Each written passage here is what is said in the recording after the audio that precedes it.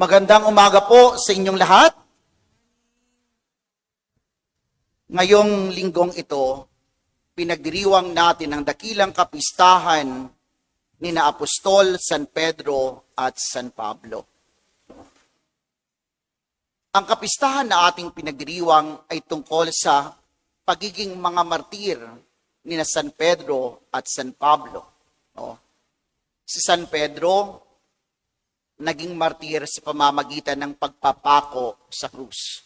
Yun nga lang, ang kaibahan, si San Pedro ay pinako sa krus na pabaliktad. Hindi katulad ng ating Panginoong Jesus. Si San Pablo naman ay naging martir sa pamamagitan ng pagpupugot sa kanyang ulo. Pareho, ang dalawang alagad na ito ay naging martir doon sa Roma. Kanya nga, ang dalawang ito, sina San Pedro at San Pablo, ay siyang mga patron ng simbahan ng Roma. Sila rin ay ating tinuturing na mga haligi ng ating simbahan, mga haligi ng ating pananampalatayang Kristiyano. Kung nakinig kayong mabuti sa introduction kanina, sinasabi sa atin na bagamat pareho naglingkod, pareho ang pagmamahal na pinagkaloob o binigay ni San Pedro at San Pablo sa simbahan sa ating Panginoong Jesus. Pero sila'y naglingkod sa magkaibang pamamaraan. No? Sinasabi sa atin, di ba, si San Pedro siyang naging unang Santo Papa. Kanya nga si San Pedro naglingkod sa pamamagitan ng pamumuno. No? Samantalang si San Pablo mas higit na naglingkod sa pamamagitan ng pagtuturo, ng pagbabahagi ng mabuting balita, ng pagpapahayag ng pananampalataya. Magkaibang larangan, magkaibang pamamaraan ng paglilingkod. Ito yung gusto kong maunawaan natin bilang isang simbahan. Kung titingnan natin ang bawat isa, we are not the same.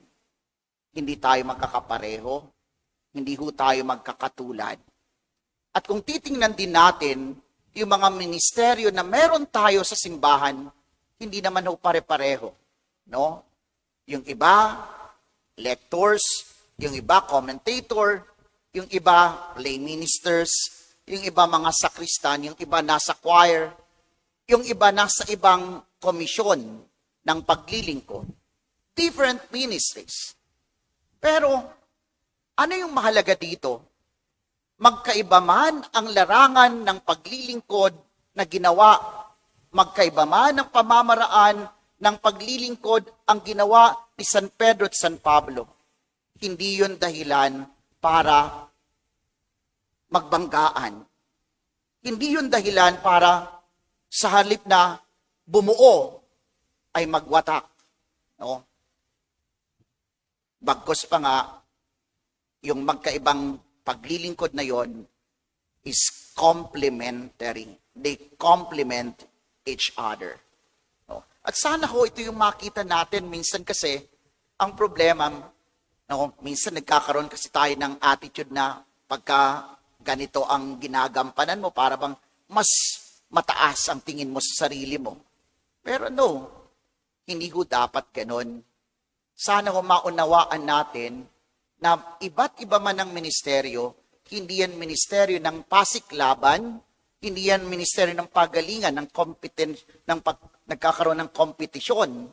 Ngunit ito'y ministeryo na kung saan naglalayo na magtulungan, bumuo, hindi bumuwag, hindi magwasak, no? Hindi magwatak, bumuo ng isang mas mainam at magandang parokya, magandang simbahan. Para lang din po yan sa koro, di ba sa choir? Yung choir pagka kumakanta, minsan may mga boses, no? Merong iba't ibang boses, no? Merong soprano, merong alto, merong tenor, merong baho. Pero pagka kumakanta sila, umaawit, kahit na magkakaiba yung linya na dinaraanan, pagka pinakikinggan mo kasi they complement, nagko-complement nga eh. Because they complement each other, what do we listen? Ang napapakinggan natin ay hindi ho isang masakit sa tengang musika, ngunit isang musika na napakasarap pakinggan.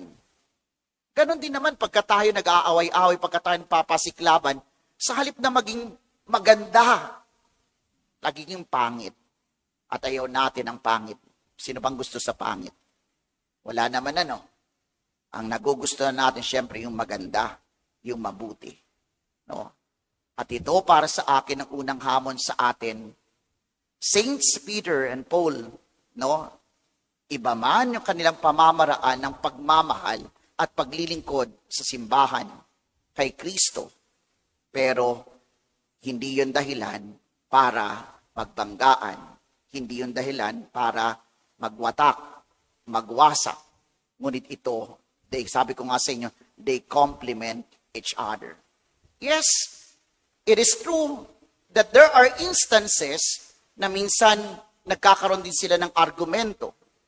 Hindi naman po masama na magkaroon ng argumento, pero hindi naglalayon, hindi tayo, in the church, we don't argue because pag-aaway tayo.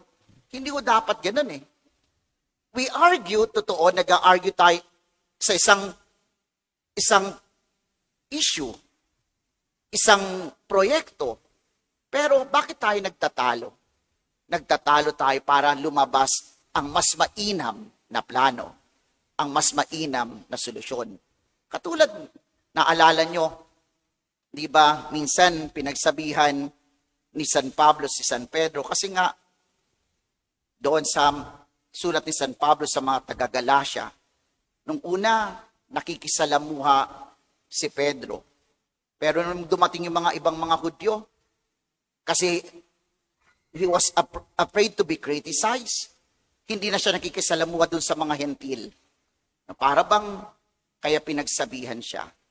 There was also an instance na yung mga Hudyo pilit na pinagagawa yung kanilang ginagawa sa mga bagong converts sa Christianity na mga hentil. Pinatutuli. No? Ngayon, nag-usap-usap. No? Nagkaroon ng Council of Jerusalem. At anong napagkasunduan? Na yung mga hentil, hindi na kailangan magpatuli o magpasunat. Ang kailangan lamang na gawin are those things that are necessary. O, tingnan nyo. It's not about, hindi po ito tungkol sa, mas marunong ako, mas magaling ako. Ngunit, humahanap ng paraan para mas maging mabuti, mas maging maganda. At sana ko ito yung maunawaan natin sa pagdiriwang na ito ng dakilang kapistahan ni San Pedro at San Pablo. Pangalawa, sinasabi sa atin sa mabuting balita, di ba? Sinabi sa atin, sinabi ni Jesus kay Pedro, Simon, you are Peter, you are rock, and upon this rock, I will build my church. Sa pamamagin sa ibabaw ng batong ito, itatayo ko ang aking simbahan. Sa isang struktura, no, minsan, halimbawa, itong simbahan ng Ubando, no, madalas, ano yung nakikita natin? Yung decorations. The beauty of the church na nakikita natin sa mga dekorasyon. Pero tingnan nyo, yung beauty na ito ng simbahan will not stand without the foundation. No? Kung walang matatag at matibay na pundasyon, walang saysay ang mga palamuting ito na ating nakikita. Kanya nga lamang pagka sinabi nating pundasyon, di ba, dapat kung pipili ka ng isang pundasyon, dapat matatag, matibay.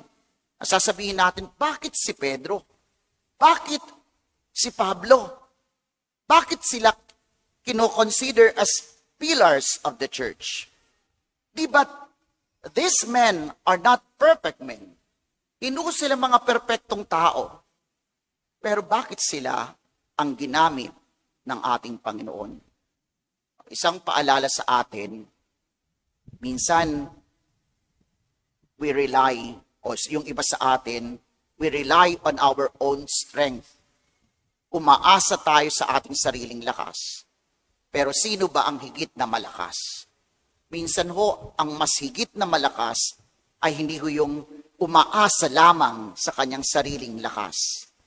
Ang totoong malakas ay yung umaamin ng kanyang kahinaan at umaasa kanino?